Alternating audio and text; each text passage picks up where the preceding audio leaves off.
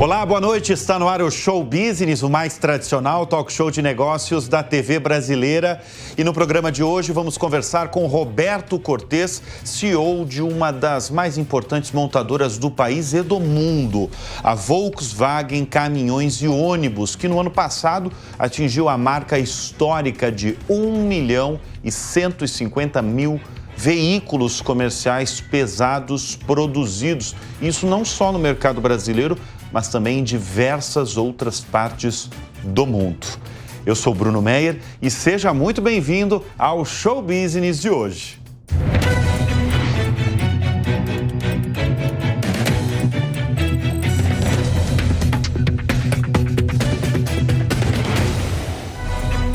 De office boy a CEO, o homem por trás do comando da Volkswagen Caminhões e Ônibus é um dos mais respeitados e experientes nomes do setor automotivo no Brasil, especialmente, claro, caminhões e ônibus. São 45 anos de trajetória no setor que tem passado aí por uma verdadeira revolução.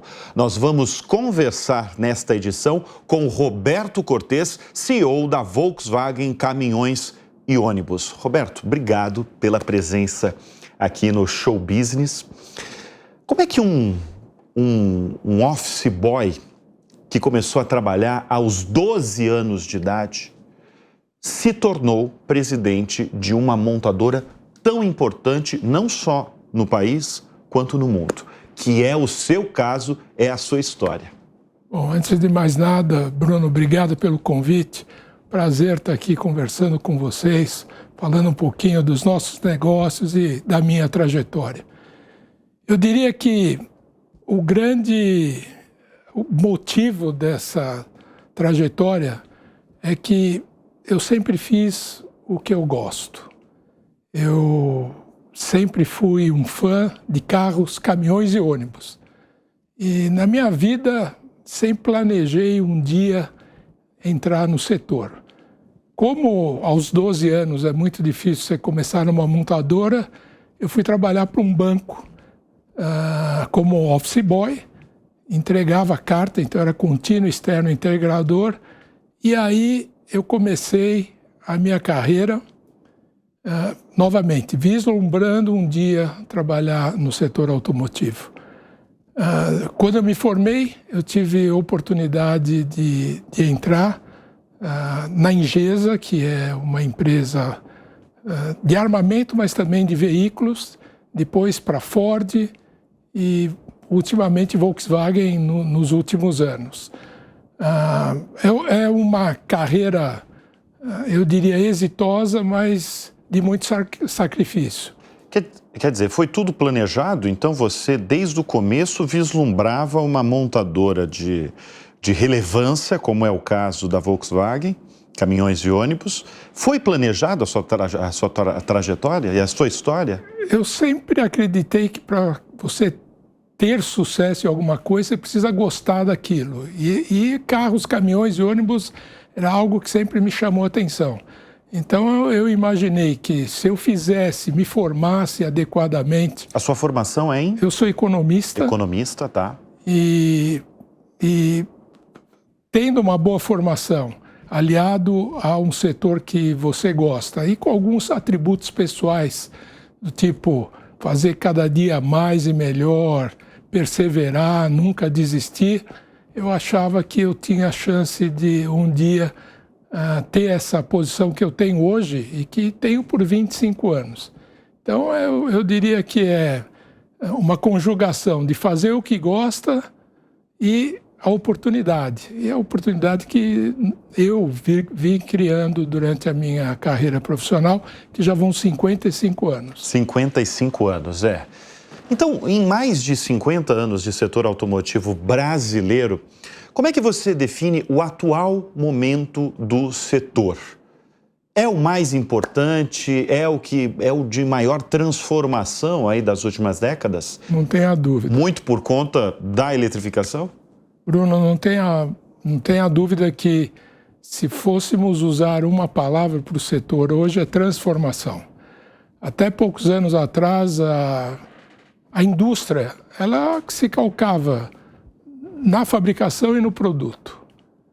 Você fabricava bem um produto adequado às condições normais. Em seguida, houve a necessidade de você, em adição à fábrica e produto, você fornecer serviços, tipo serviço financeiro, serviço de conectividade e digitalização. Agora, além disso, você tem toda a questão ambiental e de governança, aspecto social. Então, é uma mudança bastante grande, acontecendo tudo ao mesmo tempo. Você precisa trazer produtos mais produtivos, com digitalização, conectividade e ambientalmente... Quem não pensar em todas essas características, todos esses fatores que você está elencando aqui no Show Business, não vai sobreviver? Fica para trás. Fica para trás. Fica para trás. E o momento é agora. Agora é um momento de altos investimentos que a indústria passa, não só a indústria de caminhões, mas de carros de uma forma geral. O Cortez, você que está no setor há tanto tempo, a gente tem acompanhado aqui nos nossos veículos e a gente, inclusive, tem recebido alguns CEOs de montadoras aqui no Show Business, inclusive o Ciro Possobon, CEO da Volkswagen Carros, esteve aqui quando anunciou 9 bilhões de reais no Brasil, isso faz menos de 2 meses. O que explica esse volume de dinheiro, especialmente no Brasil, de montadoras asiáticas, montadoras europeias, todas elas anunciando investimentos bilionários aqui no Brasil? O Brasil é um excelente país para se fazer negócio, principalmente no setor automobilístico. Independente de altos e baixos que a nossa economia tem, mas durante um ciclo é um bom lugar para se investir e ter um retorno adequado. E as perspectivas de crescimento do Brasil também são bastante favoráveis. Dentro da geopolítica, as matrizes estão optando em investir no Brasil para a nossa felicidade. E a Volkswagen Caminhões e Ônibus também não é diferente. Nós estamos num ciclo de investimento até 2025 de 2 bilhões de reais. 2 bilhões de reais, até 2026. Até 2025. Então, até 2025. 25. Tá. Isso basicamente é para essa evolução, inclusive a eletrificação que você mencionou, que eu diria que é a maior transformação dos últimos anos. Mudar toda a motorização de diesel, né, de combustão, para elétrico é um processo bastante custoso, tanto é que a maioria desses investimentos são destinados à eletrificação e demorado também. Agora, Cortez, com mais de 50 anos aí de setor, você deve ter vivido muita crise, né? Crise econômica no Brasil e fora, né? Principalmente no Brasil. Principalmente no Brasil. Eu falo que eu sou especialista de crise, desde a crise russa, fora as crises asiáticas, porque antigamente, principalmente, qualquer crise no mundo afetava muito a nossa economia. Hoje a gente já é menos suscetível aos fatos, mas eu tenho 19 crises na minha vida profissional. Você tem a conta, 19 crises. E eu acho, e é a percepção que a última é sempre a pior dela, aquela que nós estamos, né? Agora nós não estamos em crise, a última que nós tivemos foi no Covid, onde além de ser uma crise econômica, também passou a ser uma crise de saúde social. Então foi a pior delas. Mas a gente encara a crise também como parte da nossa profissão, com otimismo, realismo. E a única certeza que a gente tem quando nós estamos numa crise, como as outras, ela vai acabar. E aí é que nos dá esperança e torcer para que ela acabe logo. Essas crises atuais que o mundo tem vivido, elas têm impactado vocês? Impactaram no início, por exemplo, a invasão russa na Ucrânia? A guerra da Rússia com a Ucrânia afetou de uma forma geral. O setor todo ali, né? Principalmente o setor logístico, né? E também muitas peças que são providas no mundo saíam da Ucrânia. E aí você tinha que desenvolver novos fornecedores em outros lugares do mundo. Então, de alguma forma, elas afetam, mas não como a questão da Covid. A Covid foi o quê? Vocês pararam uma fábrica, vocês têm a fábrica em Resende, no Rio de Janeiro, né? Isso. Vocês paralisaram essa fábrica. Não teve outra alternativa, né? Tá. Tivemos que parar por vários meses e o bom é que acabou. E eu diria que o balanço foi de aprendizado, difícil, mas passamos por mais esta. A gente tem uma notícia muito recente, inclusive eu dei aqui nos programas da Jovem Pan, tanto no Jornal da Manhã quanto no programa Business, que a Volkswagen Caminhões e Ônibus confirmou que vai dar início à produção do seu ônibus elétrico já este ano, no segundo semestre. Como é que vai funcionar esse ônibus elétrico? A gente, inclusive, tem imagens aqui para mostrar um pouco aí do... Esse é o protótipo, né, Esse Cortez? É o primeiro protótipo desse veículo que nós vamos iniciar a produção em série no segundo semestre desse ano e as vendas no ano que vem. E me conta um pouco, como é que vai ser, por exemplo, qual que é a autonomia dele, a carga... A carga de bateria, por exemplo, dura quanto tempo ali? Então, antes de eu te dar algumas especificações técnicas, só queria elencar 3 vantagens do veículo elétrico. O primeiro, óbvio, que ele não polui, versus o veículo a diesel. O segundo é que o nível de emissão de ruído é quase zero comparado... Não tem barulho. Não tem barulho, não polui. E o terceiro, ele é muito mais simples. Se você pegar um motor elétrico e comparar com um motor a combustão, o número de peças é pela metade, ele tem um custo operacional bem menor. Então, se você deixar de lado a questão da escala, porque os ônibus a combustão, a gente produz 10 mil por ano, até mais, e esse nós vamos produzir alguns, a gente ainda não sabe exatamente. Vocês não sabem a demanda. A quantidade, né? Vocês lançam e vão aguardar a demanda, a procura desse. Exato, nós vamos enaltecer as vantagens, né, de emissão, ruído e custo operacional. Agora, ele tem um preço mais alto, que ele se paga desde que você use alguns anos esse veículo através de uma redução no custo operacional. Tem uma quantidade de anos, assim, 5? Depende de quanto que você usa por mês ou por ano, de 3 a 5 anos ele se paga. 3 a 5 anos. Então vamos pensar, eu compro esse ônibus elétrico em 5 anos. Você paga 2 vezes e pouco, quase a mais, mas em compensação o custo operacional dele, da energia elétrica versus o diesel, é 6 vezes mais barato. Já tem o preço desse ônibus elétrico? Se você quiser comprar. Se você quiser comprar, ele custa... Um ônibus normal custa uns 800 mil. Esse veículo vai custar uns 2.350 milhões. 2.350 mil, mais ou menos.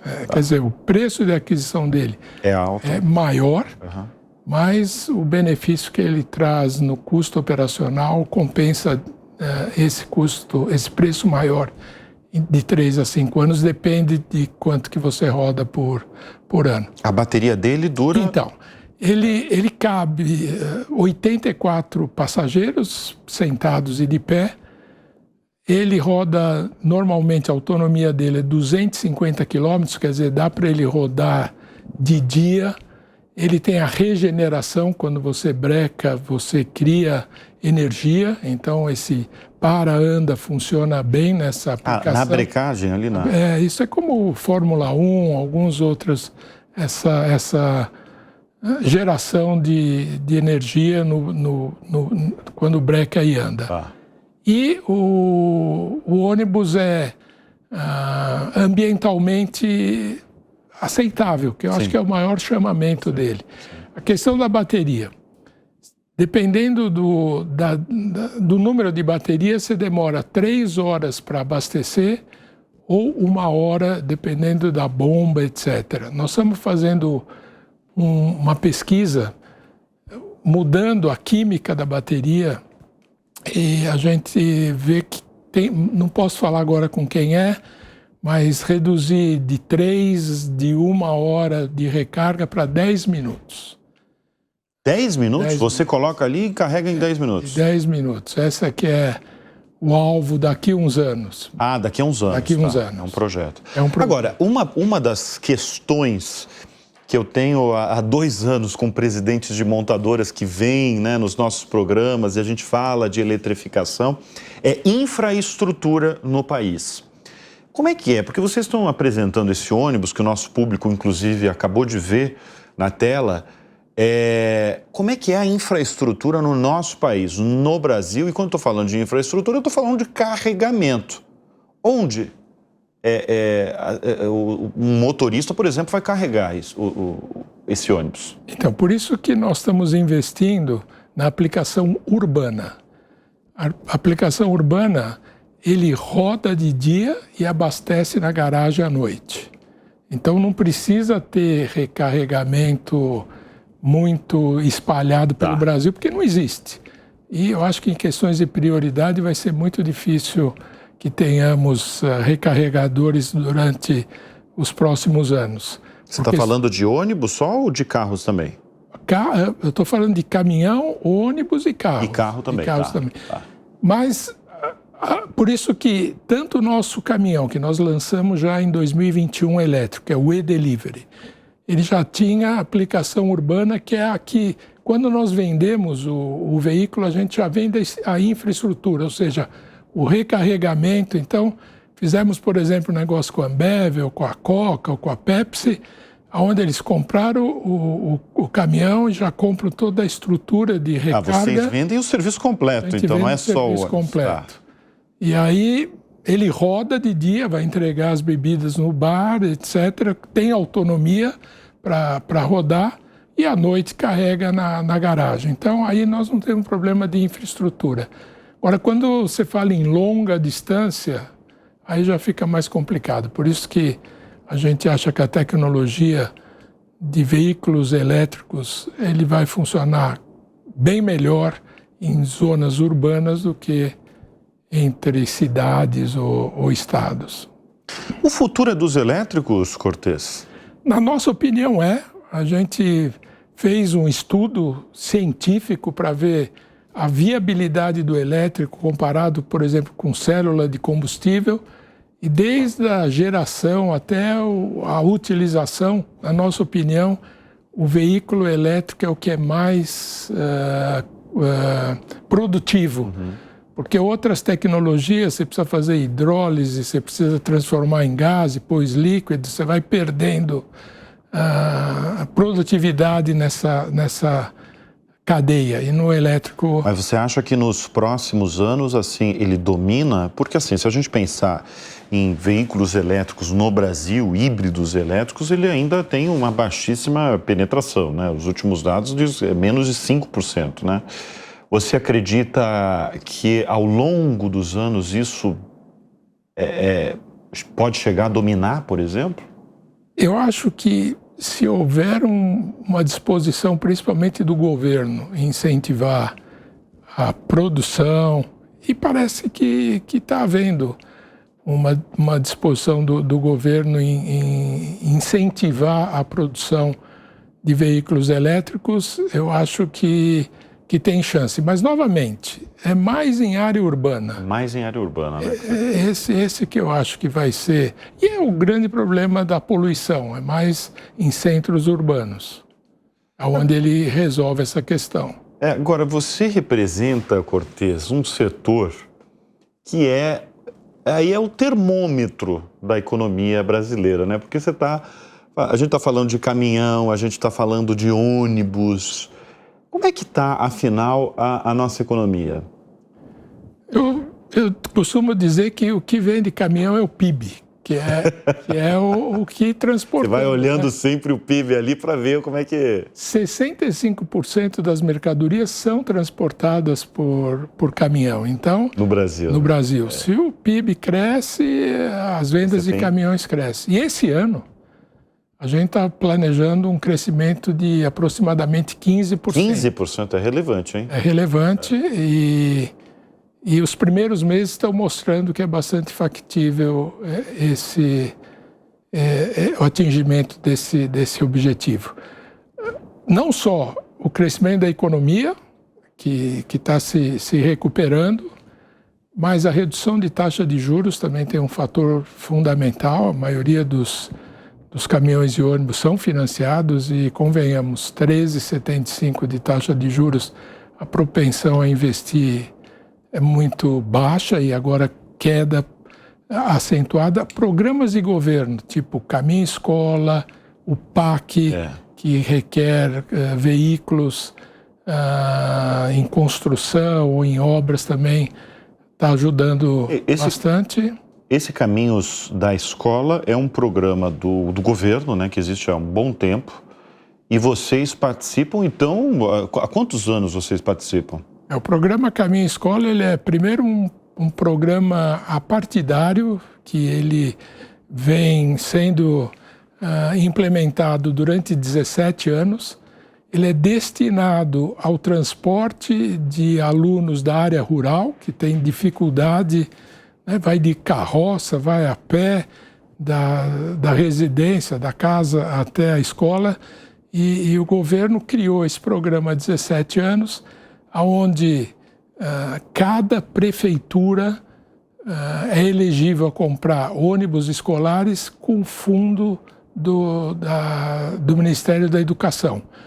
Nós temos a maioria das vendas já desse programa nos últimos 17 anos e agora estamos iniciando um novo programa para esse ano. Já entregamos esse mês 120 ônibus escolares e é tão bom o programa, sob o ponto de vista social, que a gente está advogando que ele também seja implementado para as áreas urbanas, não só as áreas rurais. Bom, mas se implementar na área urbana, vai multiplicar em várias vezes a produção de vocês em ônibus. Né? É o que a gente vê, por exemplo, nos Estados Unidos, né? Os Yellow Bus, que transportam os estudantes na área urbana, é isso que a gente vê como possibilidade. Mas tem chances de implementar? Como é que está? A prioridade é o rural. É o rural. Mas vocês estão em conversas com... A gente sempre que pode enaltece essa possibilidade. Olha só, a gente tem uma pessoa, você tem um universo ali de quantos funcionários? 5 mil. 5 mil funcionários, colaboradores aqui no Brasil. E a gente tem uma pergunta de uma das suas ou de um dos seus colaboradores. Uma colaboradora, a gente vai acompanhar quem é essa colaboradora que fez essa pergunta diretamente a você. Olá, Sr. Cortez, eu sou Milena, analista de sustentabilidade, e gostaria de saber qual a maior lição ou desafio aprendido de liderança como presidente e CEO da Volkswagen Caminhões e Ônibus. Muito bem. Qual é o desafio na liderança aí da montadora? O desafio é encarar toda essa transformação de uma forma serena e planejada, e fazer com que o time inteiro vá atrás desse objetivo que, convenhamos, é audacioso. É audacioso, né? É audacioso. Agora, a gente está falando sobre isso, né? A sua colaboradora falou de sustentabilidade, e eu tenho um dado aqui que vocês alcançaram aí o expressivo número de 71% da energia derivada de fontes renováveis. Como é que vocês conseguiram isso? E pergunta principal, aliás, quando que vocês vão alcançar os 100%? Olha, uma das nossas vantagens, Bruno, é que em relação às outras fábricas de caminhões e ônibus que estão aqui no Brasil, a nossa fábrica é relativamente nova. A fábrica de Resende. A fábrica de Resende. Foi lançada em 96. 96, tá. Então, muito dessa preocupação da questão da otimização, da utilização de energia, já foi contemplada no processo de produção. Então, ela já nasceu ecologicamente sustentável em muitos quesitos. E agora a gente está tendo possibilidade de comprar energia, seja eólica. É isso que eu ia falar, boa parte desse, vamos falar de atualidade, de 71%, né? A maior parte vem do quê? De que fonte? Parques solares, eólico? Dos dois. Dos dois. Então, parques solares e eólico. Por exemplo, a gente tem painéis solares na fábrica, A gente tem lâmpadas LEDs.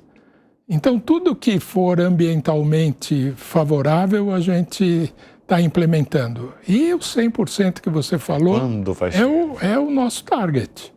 O mais rápido possível. A missão ali é... Mas vocês têm uma data? Você tem um plano ali? A gente precisa uns 5 anos até chegar no 100%. É algo factível.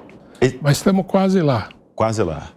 Esses bilhões aí que vocês vão anunciar, que vocês já anunciaram até 2025, faz parte desse plano? Uma boa parte disso é para a questão ambiental.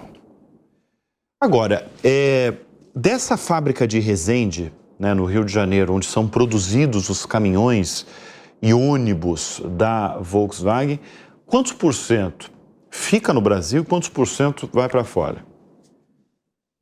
Hoje, aproximadamente 15% a 20% é destinado às exportações.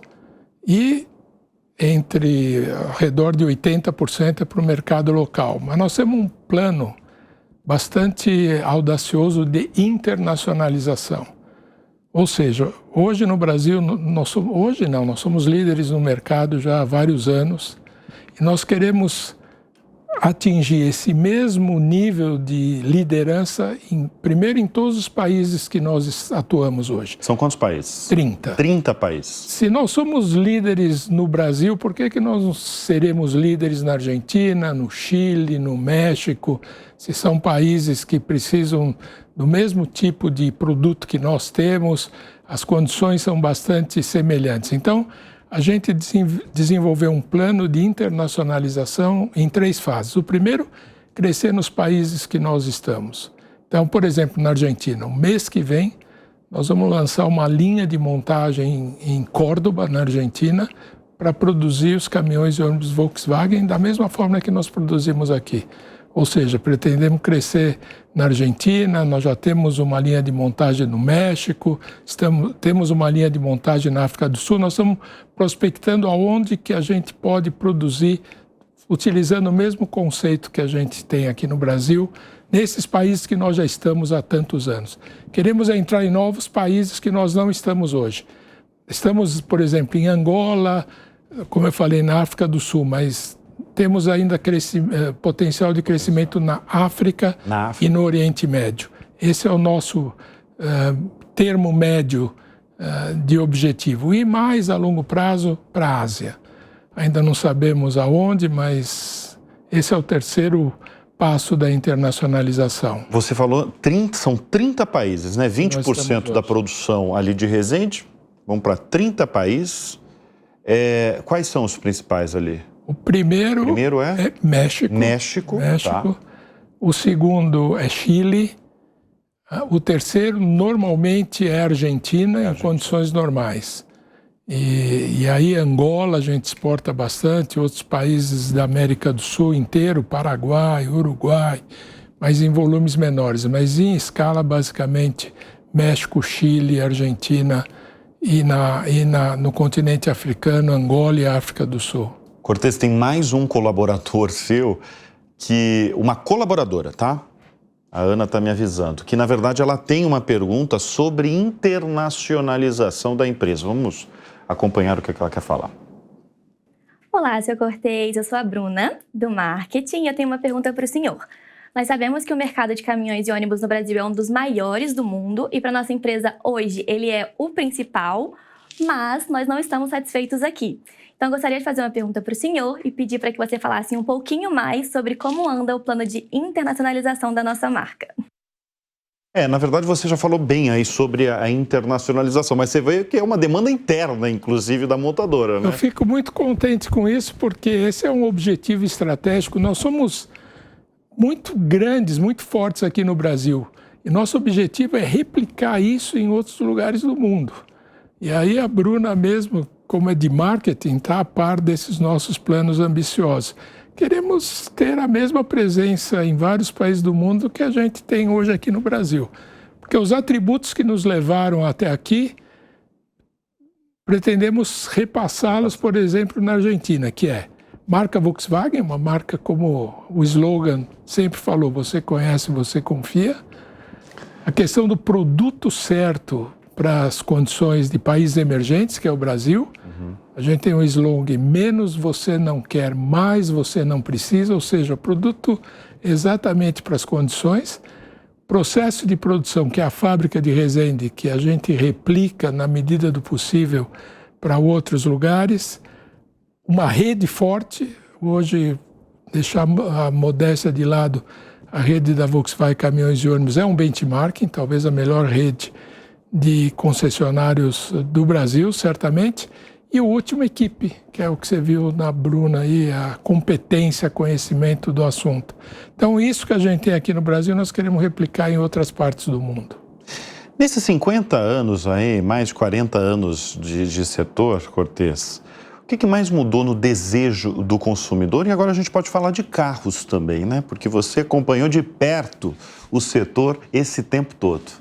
É aquilo que acho que eu já mencionei para você. Antigamente, seja ele o cliente de caminhão ou carro, ele queria o produto, né?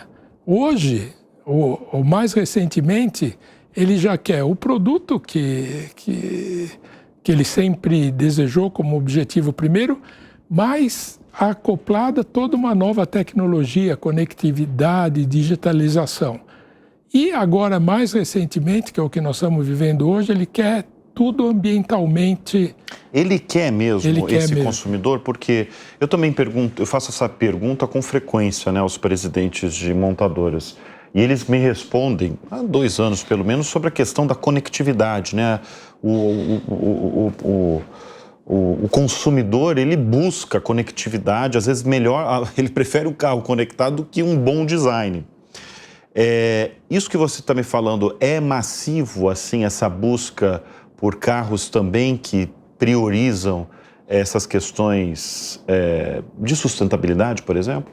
E eles estão dispostos a pagar mais por isso. Estão dispostos. Não, a questão da conectividade, no caso de caminhões, onde você tem gerenciamento de frota, e a pré-condição para isso é você ter monitoramento do veículo, acompanhamento da operação, isso é um requisito de você ter um sistema de conectividade e digitalização.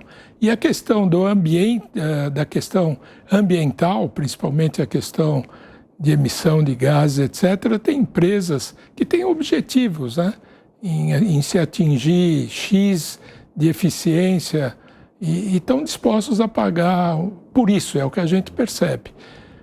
O que nós precisamos, na realidade, é economia de escala. Um dia, hoje você faz 1.000 carros ou 1.000 caminhões elétricos e 140 mil a combustão. Tá. Um dia, essa coisa vai mudar e você vai fazer mais elétrico, então o custo que hoje o elétrico é muito maior do que o combustão, um dia vai se inverter, à medida que houver o crescimento de um e a diminuição do outro. A questão toda é quando isso vai acontecer. Então, você tem essa resposta, Cortez? Não, aí não tem modelo, né, matemático. É difícil porque, inclusive, outros presidentes, eles falam também, a gente fica olhando a demanda, né? A gente está anunciando. Isso, a gente faz tudo para mostrar e enaltecer as vantagens, mas para que, de certa forma, num período, a propensão a veículos elétricos, por exemplo, aumente. Mas, no final das contas, é sempre uma decisão de investimento. Ô Cortez, vocês são líderes no setor ali de caminhões e ônibus há quantos anos? Dentro do mercado competitivo, nós competimos de veículos de 3 até 123 toneladas. A gente já tem uma liderança de 20 anos. 20 anos? Mercado. 20 anos. Mercado Como é que se mantém uma empresa e uma marca aí? Porque é uma marca realmente, acima de tudo, nessa relevância. Bom, o primeiro é escutando o cliente, escutando o que ele quer. O que ele quer, precisa haver... Mas às vezes ele nem sabe o que ele quer, né? Então, mas ele sabe onde ele quer chegar. Muito bom. E aí é o nosso trabalho fornecer o produto exatamente do jeito que ele quer. Porque existe alguma arrogância de empresas que acham que ele sabe o que o cliente quer. A gente tem humildade de escutar e analisar as necessidades do cliente.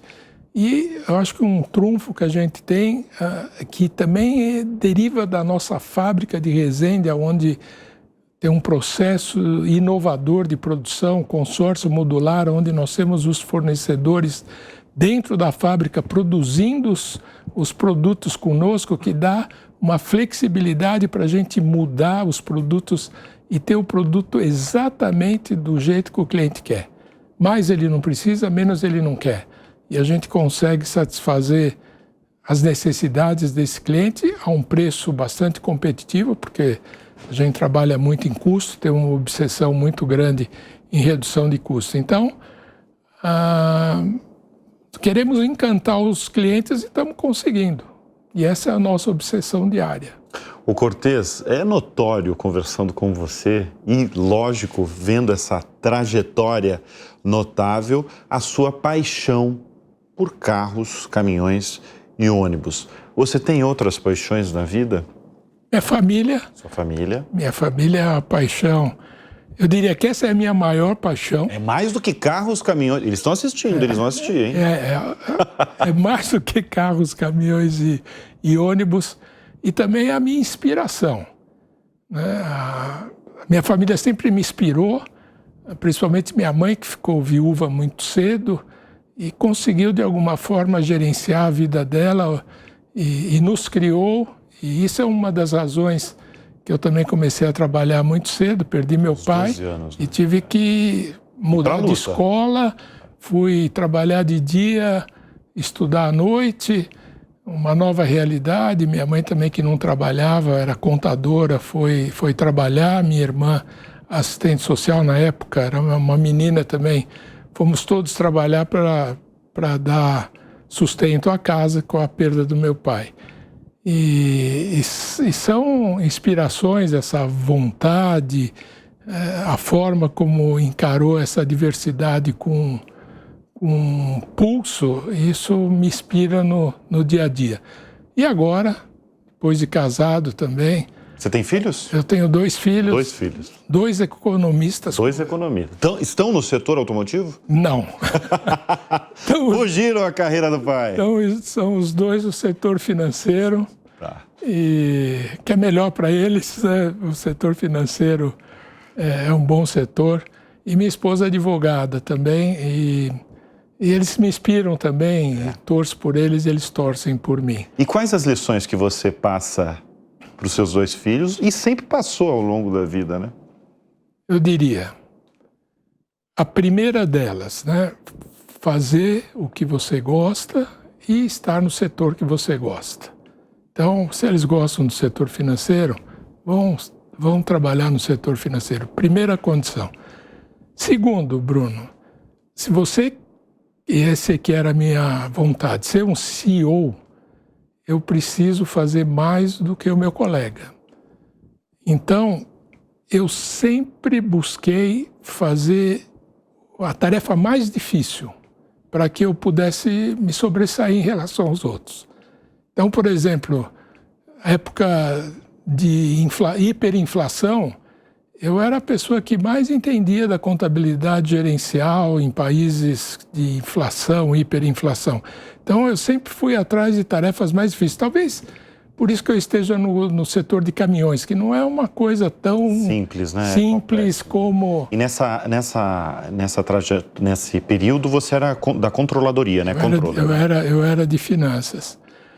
A questão de querer fazer sempre mais e melhor, quer dizer, você não pode se satisfazer com o que você vem fazendo. Isso é o que eu falo para eles. E na vida a gente tem altos e baixos, e eu diria que um fator bastante importante é nunca desistir. Eu já tive situações e falo, puxa vida, e agora? Mas vamos lá, vamos ver como a gente resolve isso. Então, esses 4 ou 5 ingredientes me trouxeram até aqui e eu espero que os levem também a cargos cada vez maiores nos setores deles. Muito bem, lições de Roberto Cortez, o CEO da Volkswagen Caminhões e Ônibus. A gente vai dar uma breve pausa e volta em instantes com a segunda parte do Show Business. Até já já.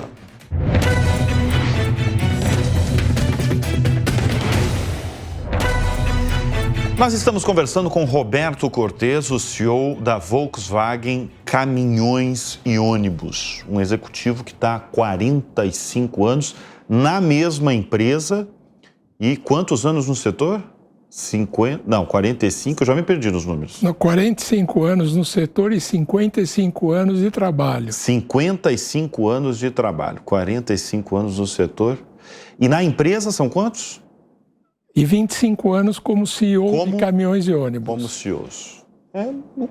O Roberto Cortes respira o setor, respira caminhões, respira ônibus. Olha só, recentemente vocês da Volkswagen Caminhões e Ônibus alcançaram aí um marco de produção da empresa. 1.150.000 veículos. O que significa esse número para vocês? Bom, primeiro é o reflexo da aceitação dos nossos produtos. Quer dizer, compraram 1.150.000 caminhões e ônibus Volkswagen, produzidos na nossa fábrica de Resende, a grande maioria deles, e com entrega principalmente no Brasil, mas, como eu falei, em outros 30 países. Então, é a aceitação de um produto feito aqui no Brasil, com tecnologia brasileira, por brasileiros, para as necessidades do nosso país, que também atingem outros países que têm as mesmas condições que o Brasil, tipo México, Argentina, Chile, África do Sul e outros países de Angola. É um marco bastante importante para uma empresa como a nossa. A gente ouviu no primeiro bloco 2 colaboradores da montadora. A gente tem um último colaborador, que é o Gustavo, que tem uma pergunta para Guilherme, não é Gustavo, Guilherme, para perguntar para você. Senhor Cortes, Guilherme do Jurídico, eu gostaria da sua opinião. Você acha que o transporte público coletivo pode dar impulso que a eletrificação veicular precisa? Uma boa pergunta, né? Guilherme ou Gustavo? É Guilherme. Guilherme.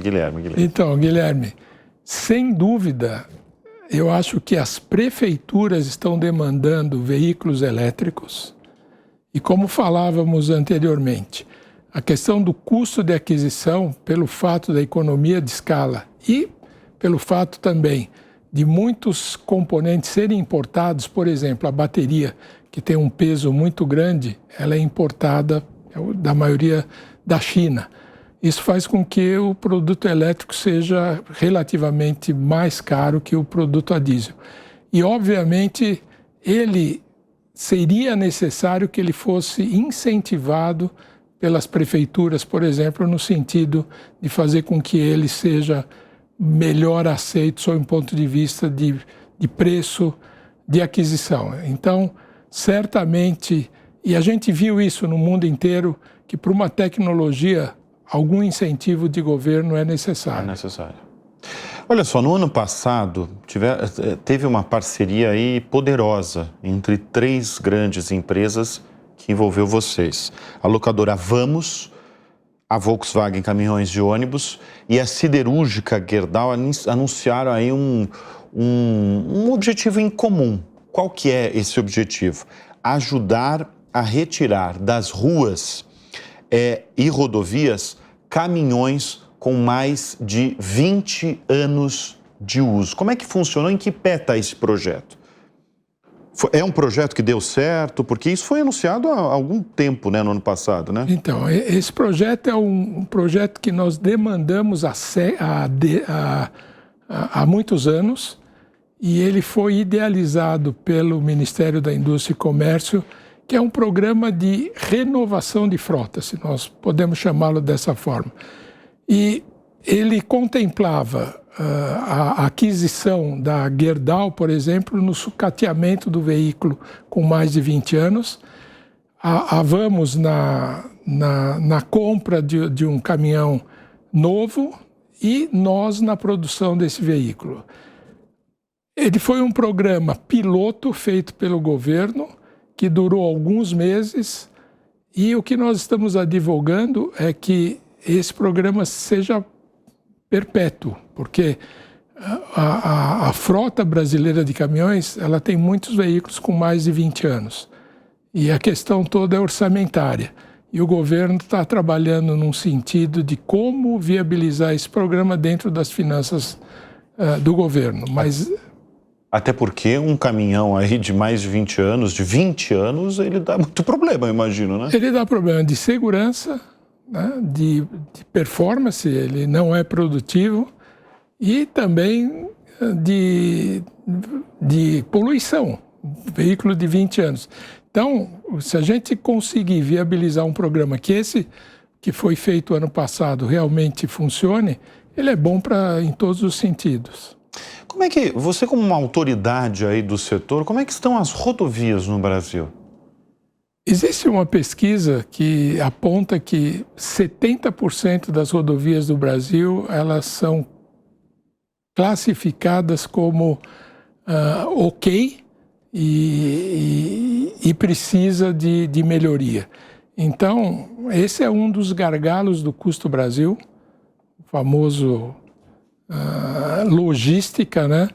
E realmente, como o Brasil depende muito das rodovias e elas não estando em condições favoráveis, automaticamente o Custo Brasil aumenta.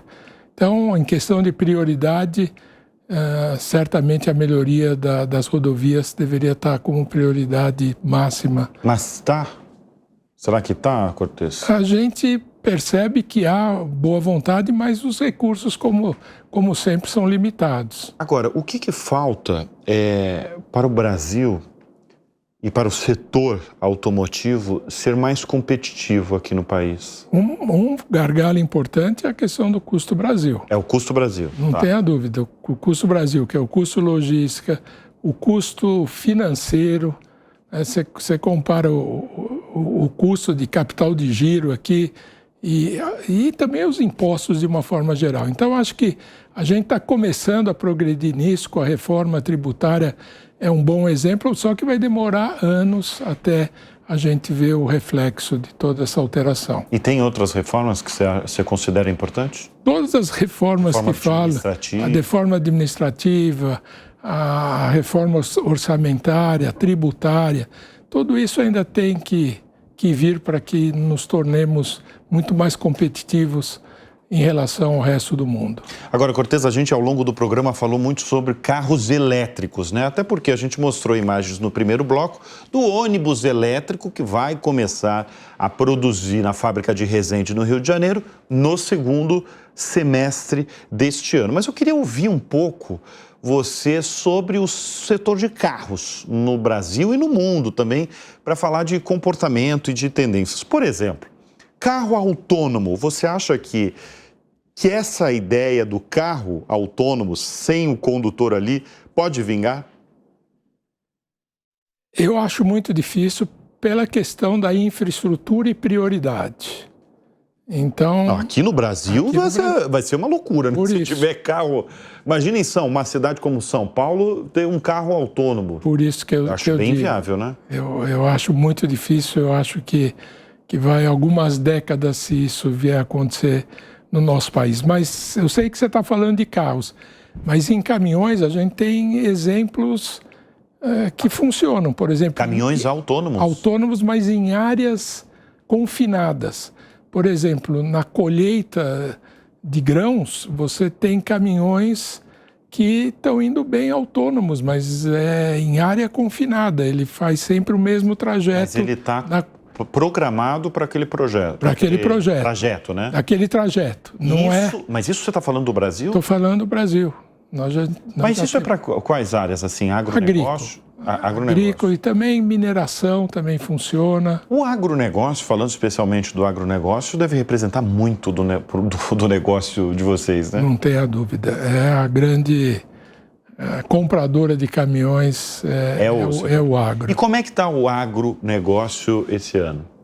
Escuto falar umas projeções, né, que já teve...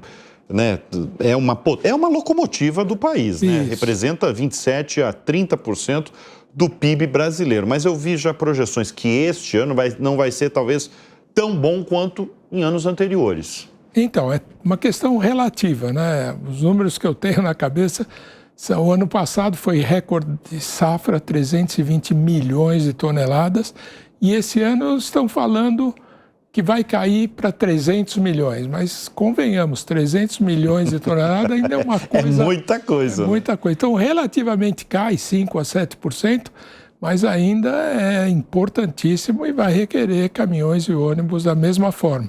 É que a safra do ano passado realmente foi muito boa. E esse ano a gente tem alguns efeitos adversos, climáticos, ou um pouco de competição e super safra em outros países, que afetam um pouco o nosso agro, mas não muito. Ô Cortez, como é que você se atualiza com tanta novidade, com tanta inovação que tem?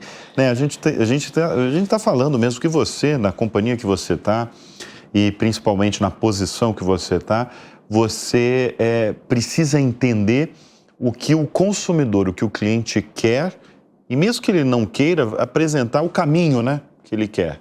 Como é que você se atualiza para se manter tão bem informado aí sobre o gosto das pessoas? Fazer o que nós estamos fazendo hoje. Conversar? Bater papo? Conversar, visitar cliente.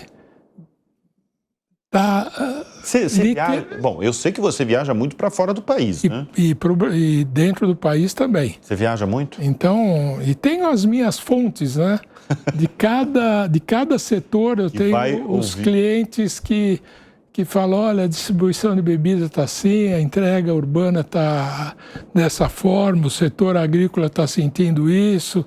E eu tenho uma vantagem, Bruno, infelizmente não tivemos tempo para explicar o nosso modelo de produção. A gente trabalha junto com os fornecedores. Então, eu divido com eles a questão da produção. Eu não preciso ficar andando na fábrica para ver se a produção está indo bem, porque eu trabalho com esses parceiros. Então, eu tenho mais tempo de entender o mercado, visitar cliente. Dentro da minha posição de CEO, eu tenho esse privilégio, onde que eu divido com os nossos principais fornecedores a produção do caminhão, me dá mais tempo para entender o mercado, ver qual é a tendência e fazer o produto do jeito que o cliente quer.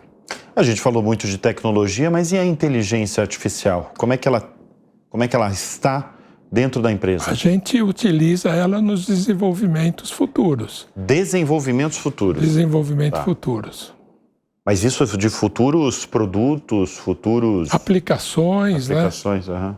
É a tendência. Mas isso você acha que vai mudar muito ali para vocês, a inteligência artificial? Ou talvez é um setor que não... Não, eu acho que irá, mas eu acho que a inteligência artificial, por exemplo, vai ter um papel maior na saúde, né, nesse mercado do que no setor automobilístico. Mas vai ser um ponto importante, não tenha dúvida. Cortez, quem são as suas referências aí no mundo, vamos falar aí no mundo dos negócios, mas também na sua vida? Vamos falar no mundo dos negócios primeiro? Você tem um grande empreendedor no brasileiro, estrangeiro, que você mira ali as lições dele? Eu acompanhei muito o Abílio Diniz, né? A determinação, ele também teve momentos que parecia difícil e ele conseguia, de alguma forma, criar uma situação. E então, uma pessoa que sempre eu acompanhei e me espelho muito no que ele fez na minha vida. E na vida pessoal, como eu falei, eu me inspiro muito na família. Na família, né? Na trajetória ali de família, né? Isso, desde a minha mãe, né? E agora minha esposa e meus filhos. E eu espero viver o suficiente para também acompanhar os meus netos. Já tem? Já tenho 3 netos. 3 netos. 3 netos. E espero também poder acompanhar, e já são minhas inspirações. Para que eu faça cada vez mais e melhor, para que eu possa acompanhar. Você tem uma ideia de futuro? Você pensa em aposentadoria ou você pensa em viver cada vez mais esse setor que você é apaixonado? É óbvio que você é apaixonado, você olhando a trajetória e quem está acompanhando a gente percebe isso nitidamente, né? Essa paixão aí pelo setor. Eu sou feliz no que eu faço, né? Então, a aposentadoria para mim não é algo que está na minha agenda né? a curto prazo. Obviamente, tudo tem um limite, mas não é hora de falar disso, não. Não gosta, né? Melhor não, né? Melhor falar dos projetos e Exatamente. tal. Falando em desafios. Os desafios. E quais vão ser os próximos 10 anos aí da Volkswagen Caminhões e Ônibus? Certamente vão ser iguais aos últimos 10 anos. Crescimento, geração de emprego, riqueza, trazer tecnologia e prosperidade. Realmente, o setor de caminhões e ônibus é um setor bom para se fazer negócio. A marca Volkswagen é uma marca forte, uma marca reconhecida e vamos continuar crescendo. Você falou muito de desafios, né? Desafios, inclusive a última resposta que eu falei, você falou dos desafios.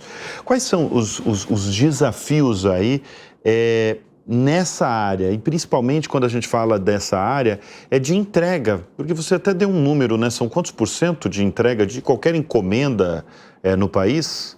É feito por caminhões e na rodovia? São 65%. 65%, né? A gente até vê aí essas grandes empresas de comércio eletrônico, depende ali basicamente, claro que tem muitas que têm aviões próprios e tal, mas depende basicamente do caminhão, da rodovia. Hoje o maior desafio é qual? É a infraestrutura. É a infraestrutura. Continua sendo o grande desafio, algo que todos precisam se preocupar e eu fico muito feliz quando eu vejo programas do tipo IPAC, outros, o Caminho à Escola, que tentam, de alguma forma, compensar esse déficit que existe. Qual foi o primeiro carro que você teve, já que você é um apaixonado aí na... Foi uma Brasília da Volkswagen. Da Volkswagen, claro que tinha que ser Volkswagen, né? Lógico que tinha que ser. E o meu carro atual é um Audi. É um Audi, que é do grupo, né? Que é do grupo. Que é do grupo Volkswagen. E qual foi a melhor viagem que você fez de carro ou... Você pode até falar de caminhão, né? É que você não tem um caminhão, né? Eu não tenho, mas eu dirijo... A gente faz muito testes, né? De veículos, e eu gosto muito de... Você dirige o caminhão mesmo? Eu tenho carteira E, posso dirigir produtos inflamáveis, e eu gosto mesmo de dirigir em serra, que é onde serra? Serra. Mas deve ser muito difícil, né? Por isso, é onde a gente testa o É um hobby seu ali? Adoro. Então, mas essa dá para afirmar aí que talvez seja uma das melhores viagens que você teve aí de caminhão ou de carro mesmo? Sempre a melhor viagem é a de férias, né? É onde você relaxa. Mas as de test drive que a gente fala são prazerosas também. Muito bem, que conversa deliciosa aí com uma autoridade no setor automotivo brasileiro, que é o Roberto Cortes. Eu agradeço muito a sua presença. E parabenizo, o Show Business tem uma das missões mesmo, receber grandes nomes do empresariado brasileiro e dá muito orgulho de ver profissionais como você que tem essa trajetória notória. Como eu falei no início do programa, começou como office boy aos 12 anos de idade e hoje, há mais de 20 anos, é presidente de uma das maiores montadoras do país e do mundo. Quando você olha toda essa trajetória, qual que é o sentimento? Sentimento de tem coisa a mais para fazer. Opa, gostei, hein? Tem mais coisa para fazer. Tem. E vamos fazer mais e melhor do que fizemos. Muito bem. Obrigado pela presença aqui no Show Business. Eu que agradeço o convite, obrigado pela conversa e um abraço a todos. E o Show Business vai ficando por aqui. Eu agradeço sempre a sua audiência, a sua confiança e a gente volta na semana que vem. Até lá. Tchau, tchau.